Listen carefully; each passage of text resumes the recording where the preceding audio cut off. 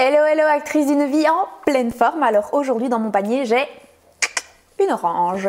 On l'aime de décembre à avril et non, les oranges c'est pas toute l'année. C'est pas toute l'année la saison des oranges et pourtant on est beaucoup à le croire parce que c'est le fruit le plus consommé durant toute l'année. En tout cas c'est l'agrume la plus consommée, c'est pas le fruit, c'est l'agrume la plus consommée durant toute l'année et on en oublie que oui, il y a une saison pour les oranges. Mais si je vous parle des oranges, en plein mois de janvier, c'est pas pour rien parce que l'orange, elle renferme beaucoup de vitamine C. Et la vitamine C, c'est l'allié anti-fatigue, ça booste notre système immunitaire, elle est riche en fibres solubles, ce qui va nous aider au niveau de notre digestion, ça va aider à avoir des intestins qui fonctionnent plus facilement. D'ailleurs, les personnes qui ont tendance à être constipées, vous savez bien que les oranges, ça aide à aller à sel et inversement, quand vous avez des tendances à aller rapidement à sel, ça permet de stabiliser votre transit. Et comme elle est aussi hyper riche en antioxydants, c'est un allié anti-vieillissement, c'est un allié bonne mine, c'est the super fruit durant l'hiver. Alors on la retrouve traditionnelle, quand on arrive en saison on peut la trouver aussi en orange sanguine, c'est la petite sœur, c'est la sympa, quand c'est moins la saison des mandarines, il y a les sanguines qui arrivent. Alors les oranges on les aime comment? Moi je les adore en fruits. Finalement c'est pas très difficile à éplucher. Quand Tupperware fait des petits trucs, des petits sticks que tu utilises pour les éplucher, c'est super sympa, c'est super facile, donc même les enfants comme ça savent partir avec une orange à l'école. Autrement, si on sait éplucher une mandarine, on sait éplucher une orange, il n'y a pas de souci avec ça.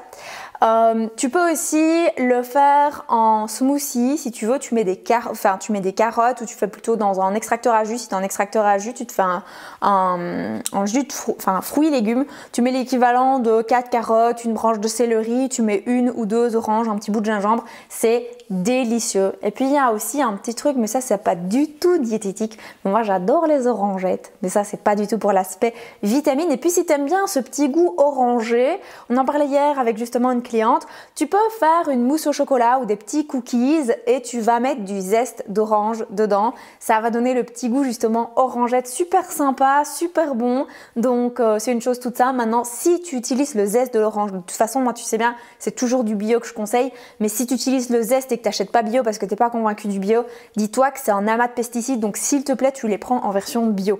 Alors une chose aussi par rapport aux agrumes, très souvent on se dit ah les agrumes c'est chiant quand il y a des pépins. On est d'accord que c'est chiant quand il y a des pépins, mais quand il y a des pépins, ça veut dire au moins qu'il n'est pas il n'est pas génétiquement modifié, parce que si ton orange, elle tombe de l'arbre, qu'elle se décompose et qu'il n'y a pas de pépins, eh bien il n'y a pas d'arbre. Et s'il n'y a pas d'arbre, il n'y a pas de renouvellement de la nature. Donc si dans ton orange, dans ta mandarine, dans ton orange sanguine, dans ton citron, tu n'as jamais de pépins, pose-toi des questions. Par contre, si de temps en temps tu tombes sur des pépins ou plus régulièrement tu tombes sur des pépins, dis-toi au moins une chose, c'est que tu es sûr qu'elles sont saines, qu'elles n'ont pas été trafiquées par la main de l'homme et probablement qu'elles sont bio. Donc petit détail, mais détail qui vaut gros pour la santé de la planète et puis pour l'écologie aussi. Donc retiens une chose, c'est que si même ça t'ennuie d'avoir une ou deux ou trois pépins dans ton orange, au moins ça t'oblige à revenir en pleine conscience, à faire attention à ce que tu fais, à manger plus lentement et en plus c'est bon pour la planète. Donc je te souhaite de passer une très longue vie, mais vraiment une super belle vie, pleine de peps, de vitalité, et puis je te dis à très vite dans une nouvelle vidéo pour une nouvelle vie dans ta vie en santé.